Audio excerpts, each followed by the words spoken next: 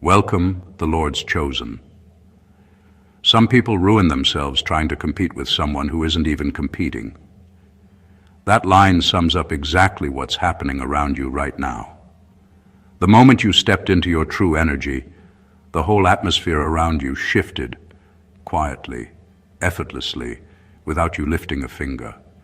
And suddenly, people who were never paying attention before are now scrambling to copy your rhythm, like they're rehearsing for a performance you didn't audition them for. It's almost funny, because they don't even realize they're exposing themselves. They're trying to match a frequency that doesn't come from hype, drama, or performance. It comes from the way you think, the way you move, and the way you've learned to survive. Here's a fact most people never acknowledge. Humans are wired to imitate what intimidates them. When they can't understand the source of someone's power, they try to recreate the surface of it.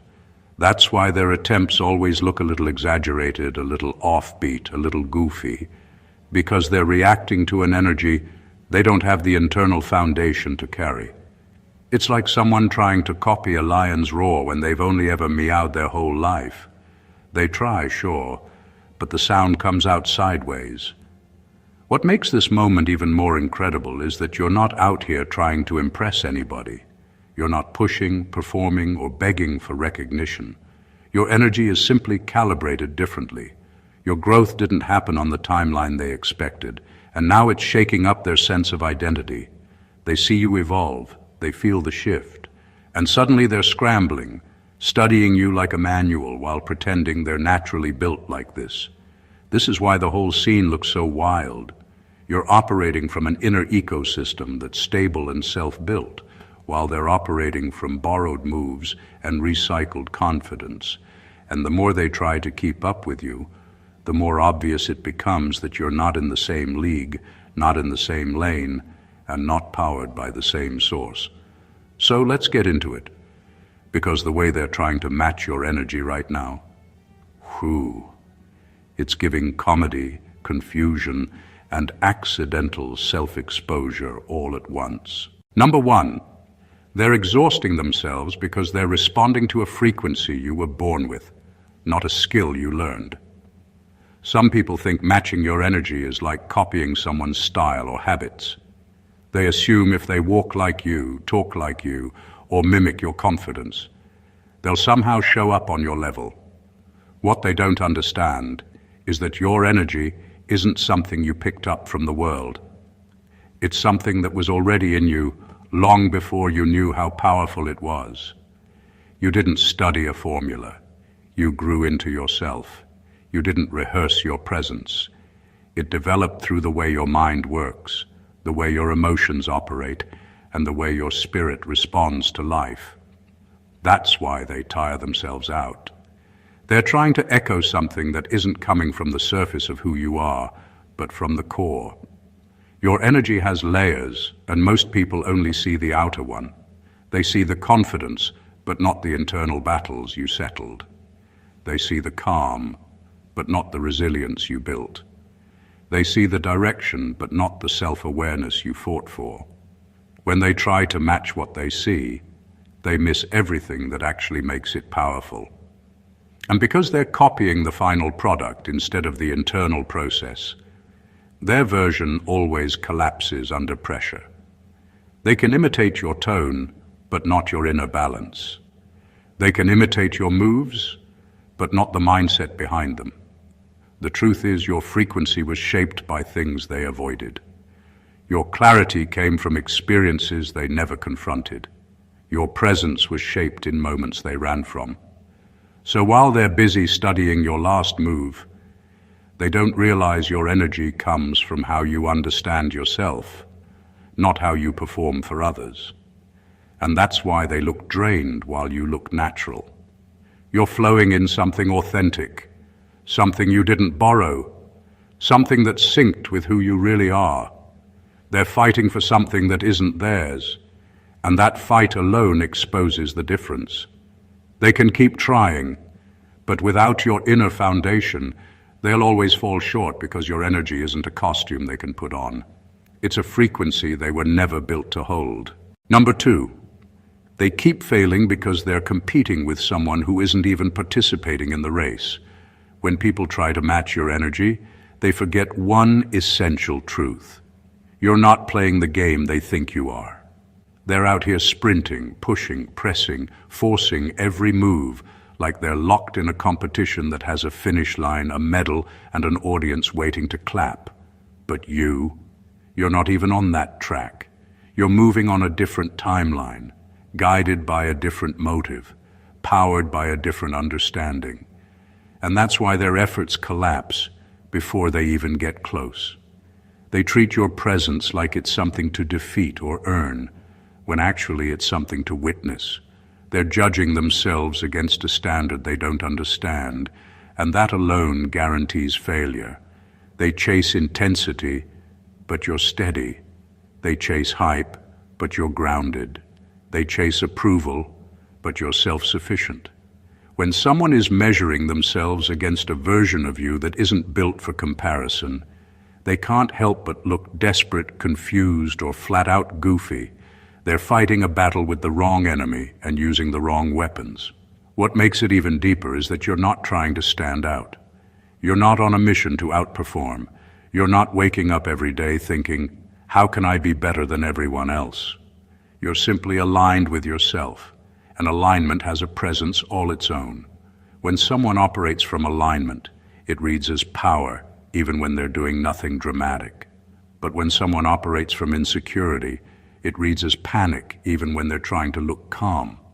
So they keep failing not because they're weak, but because they're misplaced.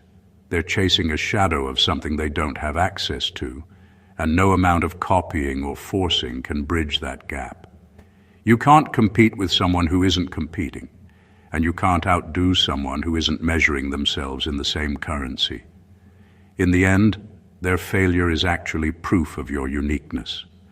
The moment they realize you're not in their race, they'll either stop running or finally start walking their own path.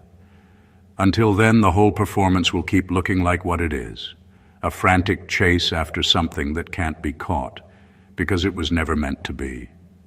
Number three, they misuse your blueprint because they copy the results without surviving the process. When people try to match your energy, they act like it's a recipe they can steal from the finished dish. They look at the outcome, your confidence, your calm, your presence, and think they can just copy those ingredients and get the same flavor. What they never stop to ask is this: how did that dish get cooked in the first place? What fire did it sit in? What pressure did it withstand? What mistakes shaped it before it became something they now want to imitate? Your energy isn't built from the highlights they can see. It's built from the silent struggles they never witnessed.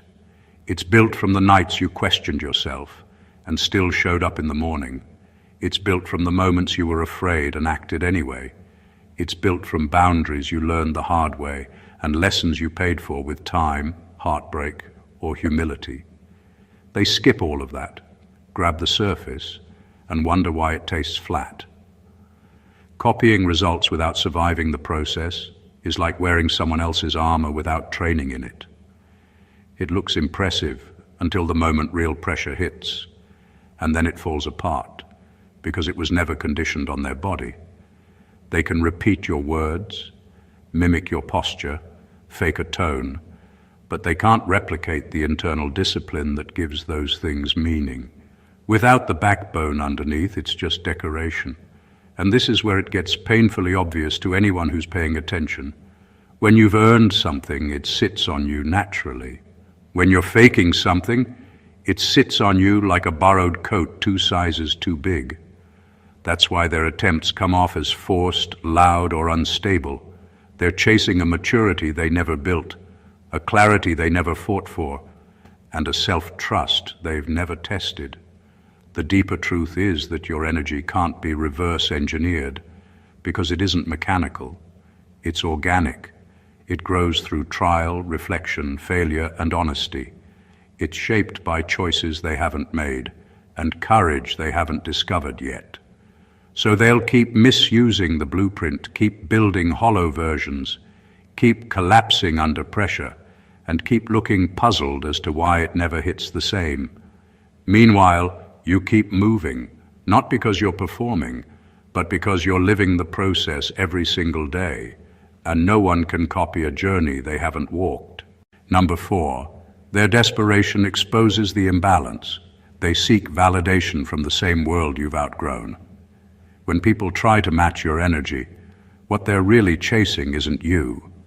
They're chasing the approval of a world that still controls them. They want to be seen, recognized, applauded, accepted, and celebrated because those things still feel like life or death to them. Meanwhile, you've already passed through that season. You've already learned that applause can't hold you steady, that attention can't build you, and that validation is too unstable to build an identity on, and that difference shows immediately. Desperation is loud even when it's silent. It leaks through the forced smiles, the exaggerated confidence, the copy-paste behaviors, the sudden transformation that feels more like panic than growth. When someone is still tethered to external approval, every action becomes performative. They're not acting out of truth, they're acting out of fear, fear of being overlooked, forgotten, irrelevant. And when that fear collides with someone who no longer plays that game, it creates a spectacle they can't hide. You, on the other hand, move from a place of internal stability. You don't need the crowd to tell you you matter. You don't need strangers to crown you. You don't need likes, praise, or imitation to feel alive. That independence is what they're actually reacting to, even if they can't articulate it. Your calm challenges their chaos. Your certainty highlights their insecurity. Your self-trust exposes the cracks they've been covering for years. The funniest part is that their desperation isn't a weakness, it's information. It reveals exactly how imbalanced their foundation is. When someone wants to mirror you so badly, it's because they haven't discovered their own center yet. They're borrowing energy they can't generate, borrowing identity they can't sustain, borrowing confidence they can't source from within. And because they're building on borrowed ground, the whole structure shakes even with the smallest breeze. Meanwhile, you keep walking like nothing heavy ever touched you, not because life spared you, but because you learned how to stop outsourcing your worth.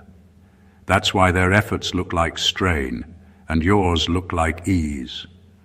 One is chasing approval in a world that keeps moving the finish line. The other has already stepped off the track entirely. And that gap? No amount of copying can close it.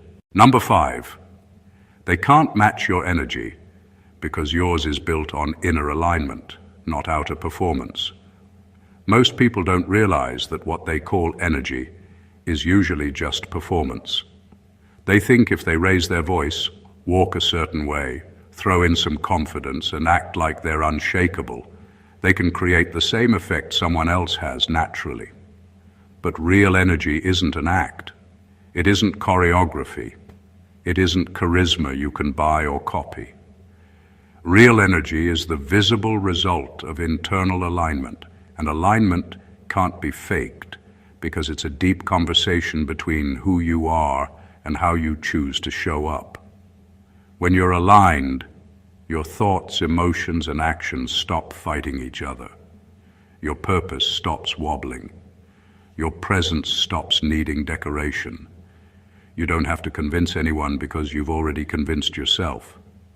That kind of coherence radiates, even when you're quiet, even when you're still, even when you're doing nothing dramatic. It's like a calm hum under everything you say and do, and people feel it even if they can't name it. The people trying to match that can't, because their inner world is chaotic while their outer world is busy pretending it isn't. They patch insecurity with bravado. They mask confusion with noise. They cover doubts with sudden bursts of confidence that collapse the moment life pushes back. Alignment is like stacking bricks on solid ground. Performance is like stacking cards on a windy table. It might look impressive for half a second, but it will never last. And this is where the humor slips in. You can always tell when someone is performing because they get tired way faster than you do. They're sweating to look like they've mastered life, while you're just living it. They bend, they stretch, they exaggerate, they overcompensate, and you're sitting there wondering how a human can burn so much energy trying to seem effortless. Inner alignment also carries honesty. When you're aligned, you don't need to pretend. When you don't need to pretend, people trust you without being told to. When people trust you, they feel safe around you, drawn to you, influenced by you, and they have no idea why. Meanwhile, the imitator can't create trust, because trust can only grow from authenticity, not imitation. So they can keep trying, they can keep acting, they can keep rehearsing, but they can't enter a space they've never built inside themselves. Your energy isn't something they can copy. It's something they have to earn. And until they do, every attempt will look exactly like what it is. A big, enthusiastic, very goofy shortcut that goes nowhere. Number 6, you trigger them because you remind them how small their world becomes when they stop growing. Some people get uncomfortable around you, not because you're too much, but because you expose something they've been avoiding, their own stagnation. Growth isn't always loud. Sometimes it's quiet, personal, and invisible to everyone, except the people who aren't growing at all. When they see you expanding, emotionally, mentally, spiritually, or even just in confidence, it shines a light on the walls they've been circling for years without noticing. When someone stops growing, their world gets smaller even if their ego gets louder. They stop learning, stop reflecting, stop taking responsibility, stop stepping into uncertainty, and eventually they stop seeing possibilities. Life becomes a loop. Comfort turns into confinement. And when someone like you walks in, carrying forward momentum they no longer have, it feels like disruption. Not because you're judging them, but because they're judging themselves. This trigger isn't about envy or jealousy most of the time. It's deeper, it's grief. You remind them of the version of themselves they never invested in. You remind them of dreams they shelved, courage they declined, skills they avoided, changes they thought they'd get to later, and later never came. So when they watch you evolve, it's like staring at a mirror they can't break, and they react in the only way they know how: mimicry, panic, forced growth, and sometimes even hostility. The funniest part is that they think they're reacting to you when they're actually reacting to their own arrested development. They try to match your energy, but what they're really chasing is the feeling of being alive again, of being capable again, of being in motion again.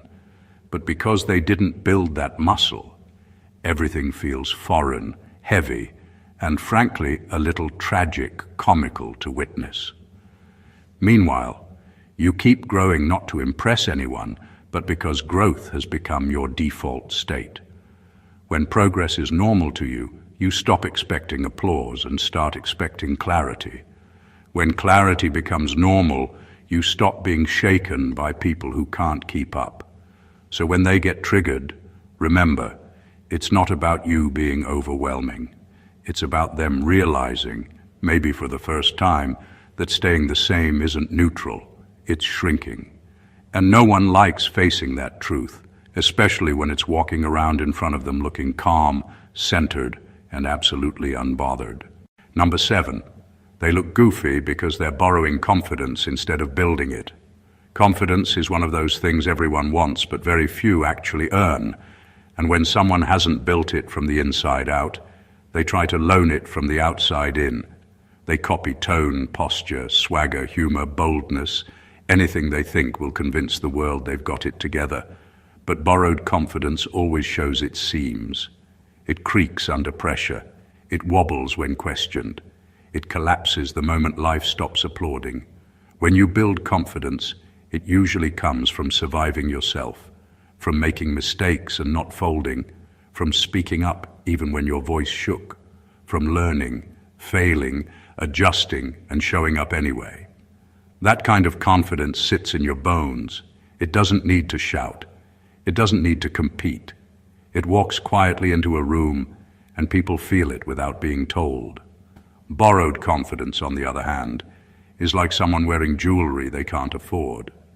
It glitters, but it's artificial, and everyone can tell it's not theirs.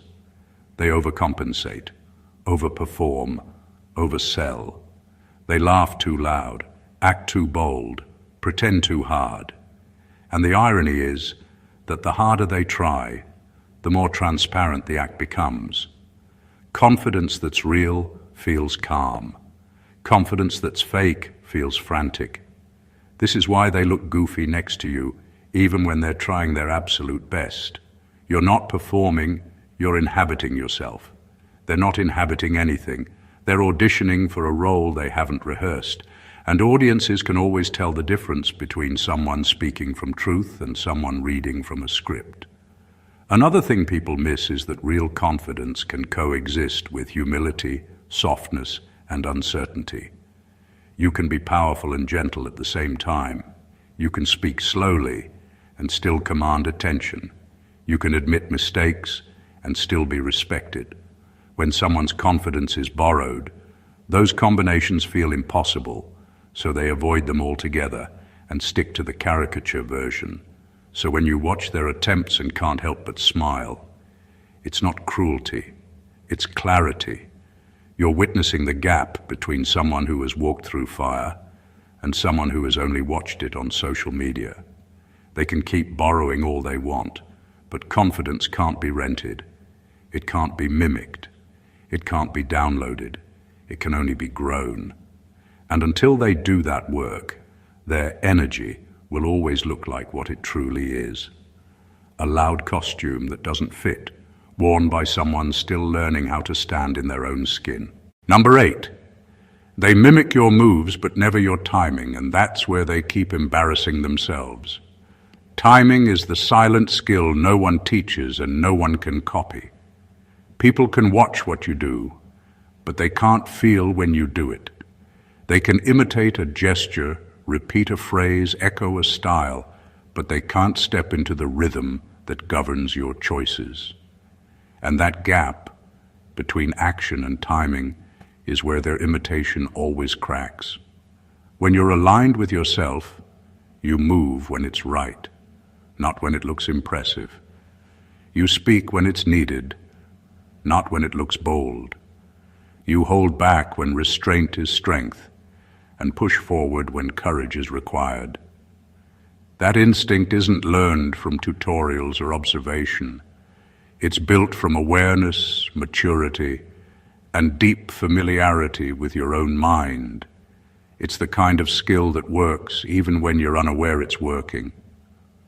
But the imitator, they're stuck playing catch-up. They see a move after it has already created its impact, and then they try to reproduce it in a moment that no longer fits. It's like dancing to a beat they can hear but can't feel. They're always half a second off, and that half second is everything. What would look powerful in the right moment looks clownish in the wrong one. What would feel authentic when it rises naturally feels forced when pulled out of a checklist. This is why their attempts backfire. They think results are created by actions alone, so they copy actions. They don't realize results come from a combination of intention, context, emotion, and timing.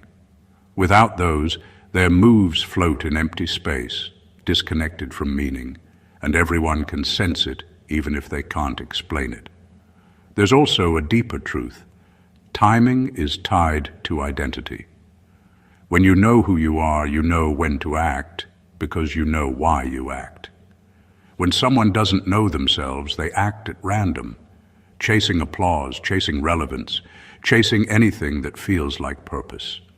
So when they embarrass themselves, it isn't because they're incapable. It's because they're imitating someone whose internal clock they can't access.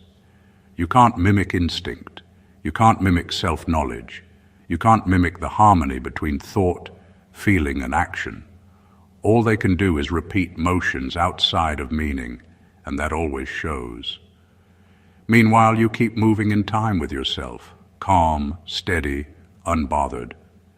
Because real presence isn't about looking good. It's about being in tune with your own life.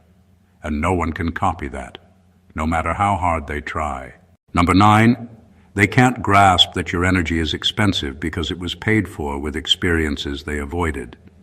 People love to talk about energy like it's something you can pick up off a shelf or copy off a screen. But the truth is, real energy has a price tag, and most people can't pay it because they're not willing to walk through what it costs. Your energy didn't come from inspiration. It came from endurance. It didn't come from watching others. It came from surviving yourself. Every time you felt alone and kept going, that paid into your presence. Every time you made a choice that scared you and did it anyway, that paid into your clarity. Every time life pushed you down and you stood up without turning bitter, that paid into your calm. Every time you swallowed pride, spoke truth, broke a habit, or chose growth over comfort, that paid into something they can't see, but everyone can feel.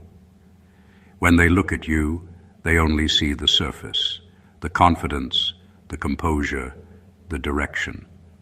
What they miss is the invisible ledger underneath. They miss the tears no one saw, the mistakes no one heard about, the discipline no one applauded, the self-confrontation that humbled you, the courage that rewired you. Those experiences are the real currency.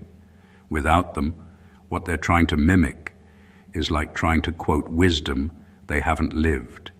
They avoided the storms. They avoided responsibility. They avoided honesty. They avoided discomfort. They avoided growth.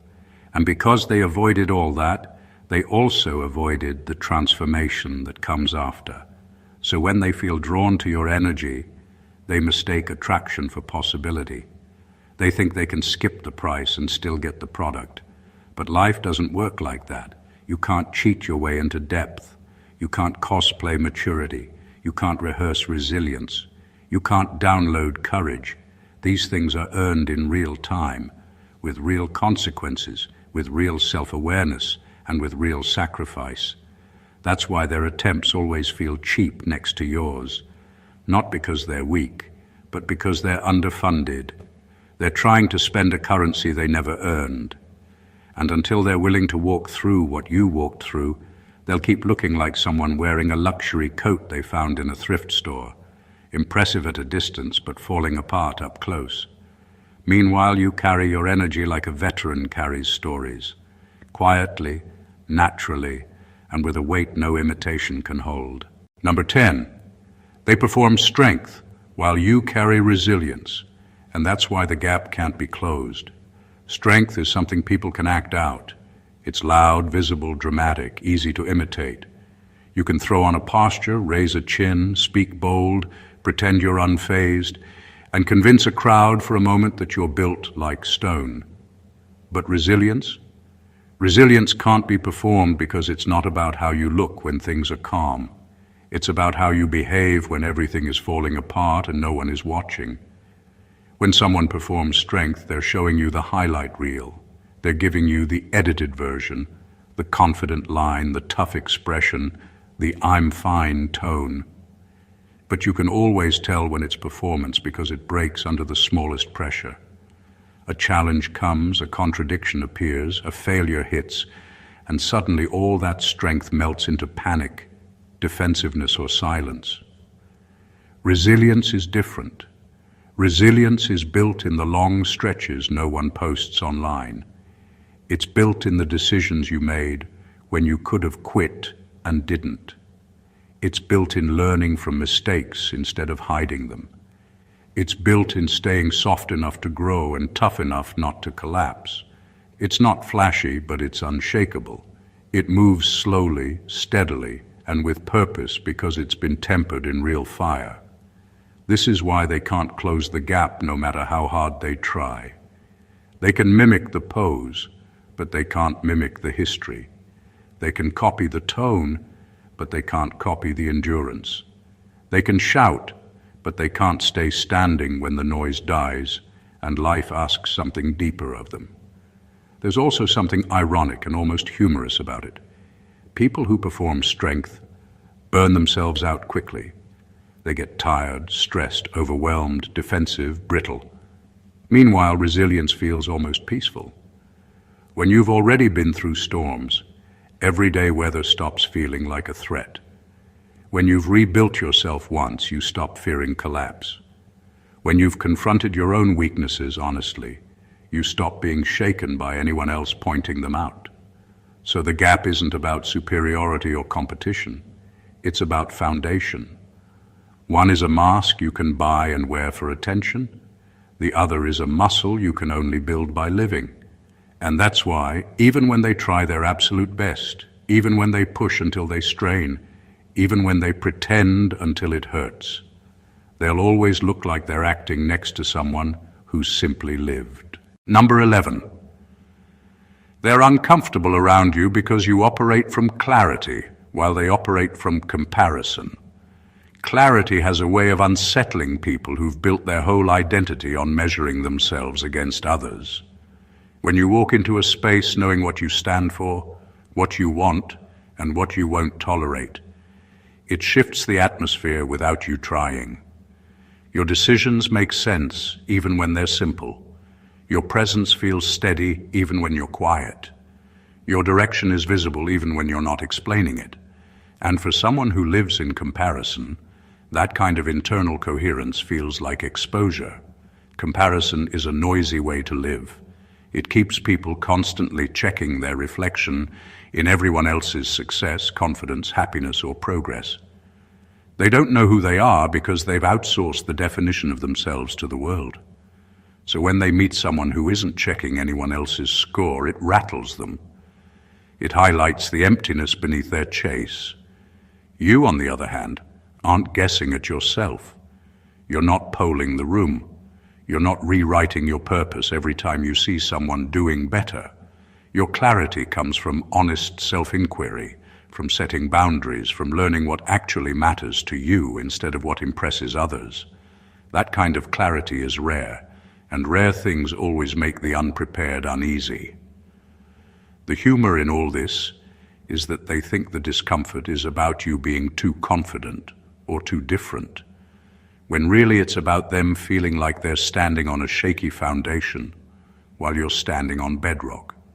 They're so busy watching everyone else's journey that they never started their own, and being around someone who has is like watching a documentary they didn't sign up for, but can't stop sitting through. When clarity speaks, it forces people to confront questions they've been dodging. What do I actually want? What am I working toward? Why am I chasing someone else's version of success? Why do I feel invisible unless I'm competing? Those questions can't be answered with borrowed energy or copied moves. So their discomfort isn't aggression or jealousy. It's awareness they're not ready for yet. And until they stop comparing and start building, being around someone aligned, grounded, and self-defined will always feel like standing under a light they're not ready to step into. Meanwhile, you keep moving with purpose, not to intimidate, but simply because clarity has become your way of life. Number 12. They study you like a manual because you disrupt the systems they built around pretending. When someone has spent years building a version of themselves meant to impress, protect, or avoid judgment, they create systems, scripts, masks, behaviors, triggers, responses, performances. Those systems keep them safe because they never have to show what's actually underneath. They can stay in control as long as the performance works. But when they meet someone who isn't playing that game, it short-circuits them. You walk in without a script. You show up without a mask. You speak from honesty, even when it's simple. You carry yourself with a grounded ease that can't be rehearsed. And suddenly, their carefully designed systems fail them. They can't categorize you, they can't predict you, they can't outsmart you, they can't mimic you cleanly. So they hover, they analyze, they dissect. They study you like you're a textbook they forgot to study for. What they're really studying is the absence of pretending. They're staring at something they've never experienced, a person whose external behavior matches internal truth. That destroys the whole structure they've been living in because it proves something they've been denying. Authenticity isn't weakness, and honesty isn't chaos, and presence doesn't require theatrics. The funny part is that their studying only deepens their confusion. They take notes on behaviors but miss essence. They copy patterns but miss purpose. They imitate movements but miss meaning. It's like reading the ingredients list without ever tasting the food. They can repeat the steps and still end up with something that doesn't even resemble what they wanted. Meanwhile, you're not even aware you're being studied. You're simply being yourself. And that alone is enough to expose how much pretending they've been doing. When someone stops pretending, it becomes a mirror. And mirrors are uncomfortable for people who have been living in costumes for too long. This is why they get rattled. This is why they look goofy. This is why their attempts feel hollow. Because authenticity is not a technique. They can't learn it from watching you. They can't reverse engineer it. They can't cheat their way into it. Authenticity can only be built by removing the mask, not copying someone else's face. And until they do that, they'll keep studying you, chasing you, copying you, while missing the one lesson you can't teach. Stop pretending, and you'll finally stop looking like you're acting. Number 13, their need to match your energy shows they've never discovered their own. There's something deeply revealing about someone who feels pulled to mimic another person's energy. It's not admiration, it's not inspiration, it's a confession. It says, without speaking a word, I don't know who I am, so I'll borrow who you are until I figure it out. And that truth shows up in every exaggerated move, every sudden shift in personality, every dramatic burst of confidence that doesn't quite land. When you discover your own energy, you stop needing reference points. You stop needing templates. You stop needing to look around for permission or direction. Your presence becomes a byproduct of self-understanding, not self-consciousness. You act because it aligns with you, not because it impresses someone else. And when someone grows like that, it radiates in a way no imitation can reproduce. But when someone hasn't discovered themselves, they feel like they're walking through life without a compass. Everything feels uncertain. Everything feels like guesswork. Every interaction becomes a test they might fail. So when they see someone who seems sure, grounded, authentic, or powerful, they latch onto it the way a ship in fog latches onto a lighthouse. They think if they can copy the light, they'll feel safe too. The problem is that identity isn't something you can photocopy. You can't borrow it. You can't rent it. You can't imitate it long enough to make it yours. Identity grows slowly through honesty, mistakes, curiosity, and courage. It grows when you stop asking, how should I act? And start asking, who am I when no one is watching? Most people run from those questions because they require patience and discomfort. So their frantic need to match your energy isn't about you at all. It's about the void they're afraid to admit exists inside them. And the deeper irony is this: the more they chase your energy, the further they drift from their own. They become a mirror reflecting someone else instead of becoming something real. You, meanwhile, don't have to chase anything. Your energy is an extension of you, not a costume you can take off at night. And that's why it touches people, anchors people, inspires people, and sometimes unnerves people. In the end, their copying is actually a sign of hope. Because wanting what you have is the first spark that can lead them to building what they never realized they could have on their own. All they have to do is stop copying long enough to start discovering. Number 14. They look goofy because your presence makes imitation impossible. You don't project energy, you shift environments. Most people think energy is something you show. They treat it like a spotlight they can switch on and off, like a performance they can rehearse and repeat. But what they miss is that real presence isn't projected, it's catalytic. It changes the temperature of a room without effort. It moves conversations without forcing them. It steadies people without lecturing them. It's not something you broadcast. It's something you carry, and people feel it before they even understand it. When someone has that kind of presence, they don't need to raise their voice or posture or invent confidence. The environment responds to them because their internal state is coherent, honest, and grounded. That coherence interacts with other people, and it shifts the whole space. This is why some people walk into a room and everything feels different even though they haven't said a single word. Now imagine someone trying to imitate that. They can copy actions, but they can't copy impact. They can imitate gestures, but they can't imitate atmosphere. They can try to act calm, but they can't create calm. They can try to act powerful, but they can't make other people feel safe or seen or respected just by existing. Those effects come from depth, not decoration. So when they try, it's like watching someone fake gravity. They jump, they flail, they strain, they exaggerate, and the environment stays exactly the same, because you can't fake something that comes from alignment, experience, honesty, and self-awareness. The result is always the same. They look goofy, not because they're ridiculous, but because they're chasing something that cannot be copied from the outside in. The funniest part is that you're not even doing anything extraordinary. You're simply integrated. Your mind, emotions, and actions are aligned enough that people feel it like a low-frequency vibration they can't tune out. And when someone without that integration tries to replicate the effect, it's like trying to imitate a storm by shaking a watering can. So they can keep trying, they can keep studying, they can keep rehearsing. But until they build the internal structure that naturally shifts environments, their imitation will always stop at the surface. Meanwhile, you continue walking through life, not projecting energy, but altering space, effortlessly, unmistakably, and in a way no copycat can ever reproduce. When you zoom out and look at all of this, one truth becomes impossible to ignore.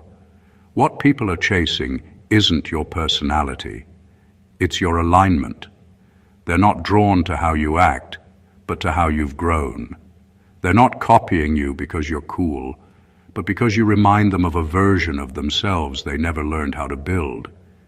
And no matter how hard they imitate, no matter how loud they perform, no matter how many moves they borrow, they can't replicate something that was earned in silence, lived through chaos, shaped by honesty, and maintained by self-awareness. Your energy isn't a trend. It isn't a costume. It isn't a trick. It's the outcome of choices, endurance, clarity, resilience, identity, and growth. It's the invisible work that shows up as visible presence. And that's why they look goofy, tired, desperate, or out of sync. They're chasing a destination without walking the road. Let this be the reminder hidden underneath all the noise. You don't have to compete, perform, or imitate anyone to be powerful. You don't have to explain yourself to be understood, and you definitely don't have to chase energy when you can build it.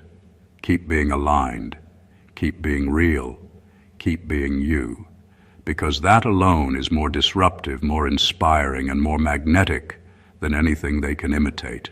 If this spoke to you, don't keep it to yourself. Subscribe to the channel, hit the like button, drop a comment with what point hit you hardest, and share it with someone who needs that reminder today.